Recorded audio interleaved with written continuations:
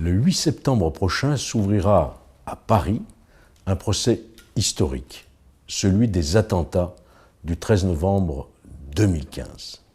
130 morts, le plus grand nombre de victimes sur le territoire national qui ait connu notre pays depuis la Seconde Guerre mondiale. Ces faits dramatiques ont donné lieu à 2 enquêtes.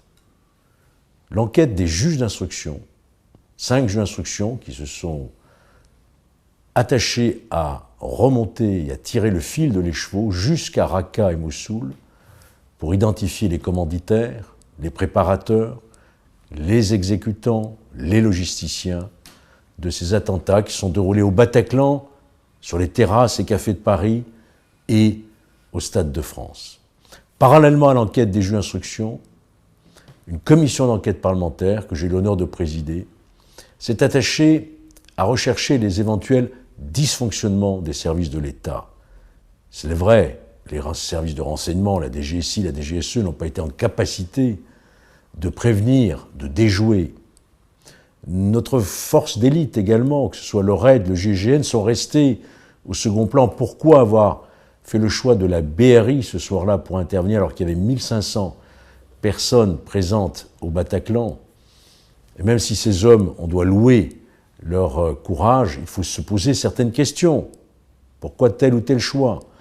Alors qu'on a mis près de 2h20 pour neutraliser les derniers assaillants, alors que de nombreuses victimes attendaient des secours. Pourquoi ne pas avoir prévenu aussi le Bataclan qu'un projet d'attentat existait déjà contre cet établissement depuis 2009? Ce sont toutes ces questions que se posent les victimes. 1700 parties civiles à ce procès, 350 avocats.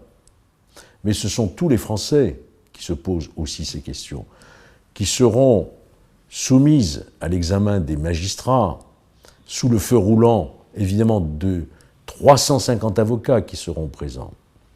Et mon livre veut donner les clés de compréhension d'un tel procès hors norme en relatant, en restituant le travail des juges d'instruction et le travail de la commission d'enquête parlementaire pour avoir une idée plus précise de ce que ce procès pourra apporter pour la manifestation de la vérité. Et enfin, à travers ce livre, j'ai voulu aussi dire que lorsque la justice sera passée, que les 19 accusés présents dans le box, qui sont pour la plupart, sauf Salah Abdeslam, seul survivant des terroristes, mais la plupart des simples logisticiens, avec leurs responsabilités bien sûr propres, mais la justice ne réglera pas le problème de cette idéologie mortifère, et donc j'essaye aussi de donner des clés pour que notre pays se dote de tous les moyens, de toutes les volontés pour éradiquer